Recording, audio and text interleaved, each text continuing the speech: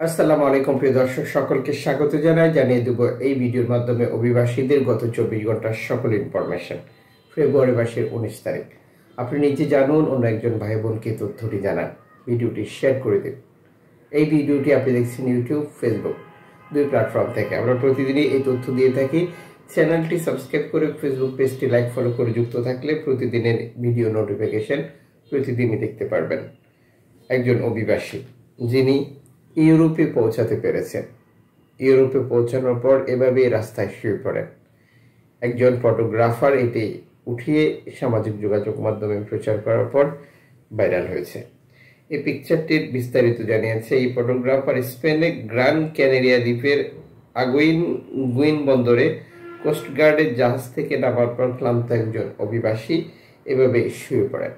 Africa উপকূল থেকে Atlantic সাগর পাড়ি দিয়ে রেকর্ড সংখ্যক শরণার্থী প্রতিদিন স্পেনের উপত্যকা দ্বীপগুলোতে প্রবেশ করছে, যা গত বছর থেকে শুরু হওয়ার পর এখনো থামছে না, প্রতিনিয়ত বৃদ্ধি পাচ্ছে। তিউনিসিয়া থেকে ইতালি যাওয়া যখন কঠোর বা কঠিন হয়ে গেছে, তখনই অভিবাসীরা স্পেনে যাওয়ার চেষ্টা করছে, যা বিভিন্ন দেশ থেকে।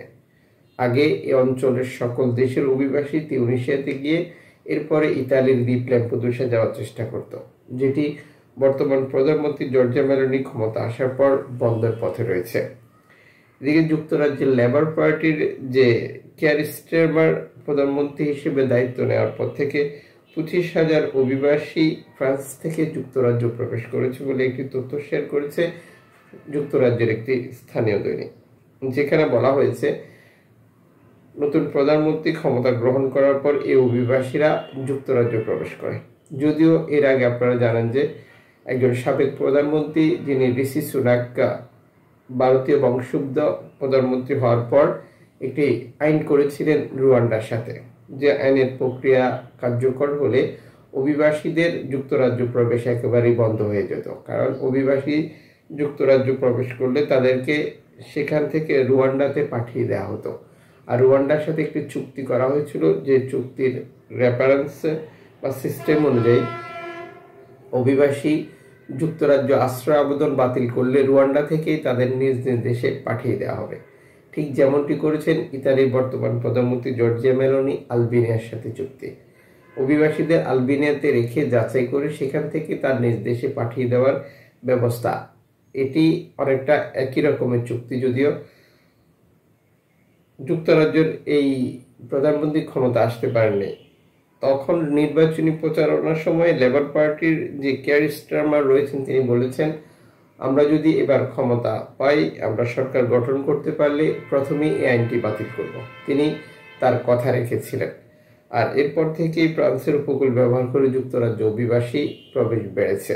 যদিও ফ্রান্সের সাথে যুক্তরাজ্যের চুক্তি রয়েছে অভিবাসী আটকানোর বা বন্ধ করার, যে কাজ ফ্রান্স কন্টিনিউ করে যাচ্ছে। এদিকে অনেকে প্রশ্ন করেন যে যুক্তরাজ্য যাওয়ার কি দরকার, ফ্রান্স গেলেই তো হয়। বিভিন্ন দেশের থেকে আসা অভিবাসীরা, যারা তুরস্ক থেকে গ্রিস, লিবিয়া থেকে ইতালি, তিউনিসিয়া থেকে ইতালি, এই অভিবাসীরা মূলত ফ্রান্সে আসে আর ফ্রান্স থেকে যুক্তরাজ্যে যায়। যুক্তরাজ্য এর আগে ইউরোপীয় ইউনিয়নের আওতায় থাকলেও তারা সেখান থেকে বেরিয়ে আসে। আর এই বেরিয়ে আসার পর থেকেই ইউরোপে আসা অভিবাসীদের যুক্তরাজ্যের চাহিদা বৃদ্ধি পাচ্ছে, যার প্রমাণ হচ্ছে সাগর পাড়ি দিয়ে যুক্তরাজ্য প্রবেশ করার চেষ্টা। আর এই সময় নৌকাডুবি এবং রেকর্ড সংখ্যক শরণার্থী মৃত্যু হয়ে থাকে। এদিকে 23শে ফেব্রুয়ারি সাধারণ নির্বাচনকে সামনে রেখে নিজ নিজ অবস্থান থেকে প্রচার প্রচারণা চালিয়ে যাচ্ছে বিভিন্ন রাজনৈতিক দল। জার্মানির এই নির্বাচনের দিকে তাকিয়ে আছেন অভিবাসীরা, যেহেতু এরই মধ্যে অনেকগুলো দলই অভিবাসী বিরোধী তাদের ইশতেহার ঘোষণা করেছে।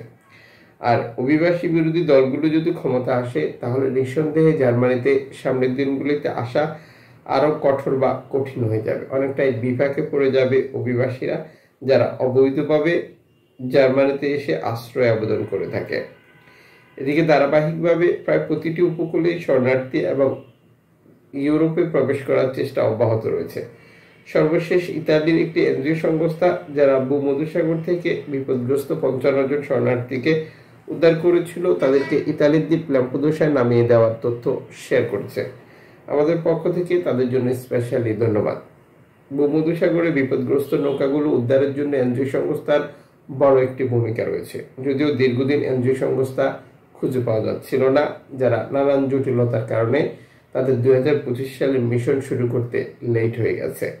এদিকে সুশীল সমাজ সংগঠনগুলো গণকবর আবিষ্কারের পরিপ্রেক্ষিতে লিবিয়ায় অভিবাসনের জন্য ইউরোপীয় ইউনিয়নের তহবিল স্থগিত করার আহ্বান জানিয়েছে। বিভিন্ন আন্তর্জাতিক সংস্থা, অ্যামনেস্টি ইন্টারন্যাশনাল, মানবাধিকার গ্রুপগুলো বারবার লিবিয়াতে ঘটে যাওয়া এই সকল ঘটনার জন্য ইউরোপীয় ইউনিয়ন তথা ইতালির যে অর্থায়ন বা ইতালি যে টাকা দিয়ে তাদেরকে সহযোগিতা করছে এটিকে দায়ী করছে, যার কারণ এই টাকার লোভে বিভিন্ন দেশ থেকে অভিবাসীদেরকে এনে এভাবেই হত্যা করে গণকবর দেওয়া হচ্ছে। গত কয়েক সপ্তাহে লিবিয়ার বিভিন্ন উপকূলে ধারাবাহিকভাবে গণকবর শনাক্ত হচ্ছে, আর যেখানে রেকর্ড অভিবাসীর মৃত্যু নিশ্চিত করা হচ্ছে। যদিও এই প্রতিবেদনগুলোতে অভিবাসীদের জাতীয়তার খুব একটা তথ্য পাওয়া যাচ্ছে না, কারণ এগুলো ফরেনসিক টেস্টের পর আরো অনেক জটিলতার পরে বোঝা যাবে যে কোন জাতীয়তার হতে পারে। প্রসঙ্গত, মাসের পর মাস, বছরের পর বছর লিবিয়াতে এসে বহু পরিবারের সদস্যরা ইতালি যাওয়ার চেষ্টা চালিয়ে যাচ্ছেন, আর এই সময় তারা গুম, খুন সহ আরো বহু কারণে নানান অত্যাচার, নির্যাতনের শিকার হয়ে থাকেন, যা কন্টিনিউ হয়ে যাচ্ছে। এদিকে ভূমধ্যসাগরে বিপদগ্রস্ত শরণার্থী উদ্ধারের আরো একটি তথ্য প্রকাশ করেছে এনজিও সংস্থা। সর্বশেষ স্টাল নিশ্চিত করেছে, লিবিয়া থেকে ছেড়ে আসার পর বিপদে পড়া একটি নৌকার 17 জন অভিবাসীকে তারা উদ্ধার করেছে। অ্যালার্ম ফোন রেডিও টেকনোলজি এই বিপদগ্রস্ত নৌকাটির তথ্য দিয়েছিল এনজিও সংস্থাটিকে। যাদেরকে উদ্ধার করা হয়েছে তাদেরকে নিরাপদেই হস্তান্তর করা হবে।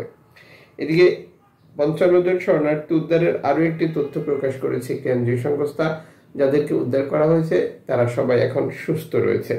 এদিকে অ্যালার্ম ফোন রেডিও টেকনোলজি তিউনিসিয়ার উপকূলে, যেটি মাল্টার কাছে, একটি নৌকা বিপদে পড়ার তথ্য শেয়ার করেছে সর্বশেষ এক্সেন্ডেলে বার্তায়। লিবিয়া থেকে ছেড়ে আসা এই নৌকাটি বিপদে পড়েছে, যাদেরকে উদ্ধার করার জন্য তারা আহ্বান জানিয়েছে। এখন পর্যন্ত নিশ্চিত করা যায়নি যে নৌকাটিকে কেউ উদ্ধার করেছিল কিনা। এদিকে ক্যানারি দ্বীপপুঞ্জে এল হিউরোতে 83 জন শরণার্থী উদ্ধারের একটি তথ্য প্রকাশ করেছে স্প্যানিশ কর্তৃপক্ষ সর্বশেষ এক্সেন্ডেলের বার্তায়। বিপদগ্রস্ত এই শরণার্থীদেরকে উদ্ধার করা হয়েছে, যাদেরকে নিরাপদে হস্তান্তর করা হয়েছে বলে এই প্রতিবেদনে যুক্ত করা হয়েছে। দর্শক, আপনাদের আপনজন বা পরিচিত ব্যক্তি যারা গেম দিয়ে ইতালিতে যেতে যাচ্ছেন, তাদের অবশ্যই আরো সতর্ক, আরো সচেতন করবেন বর্তমান লিবিয়ার এ সকল পরিস্থিতির ব্যাপারে। কারণ লিবিয়াতে বর্তমান অভিবাসীদেরকে রীতিমতো দোকানের প্রোডাক্টের মতো করে বাণিজ্যে রূপান্তরিত করেছে বিভিন্ন চক্র বা গ্রুপ, আর তার বলি হচ্ছে দেশে থাকা সাধারণ মানুষ, যা প্রতিনিয়তই বৃদ্ধি পাচ্ছে। দেখা হবে আগামীকাল, সে পর্যন্ত শুভকামনা।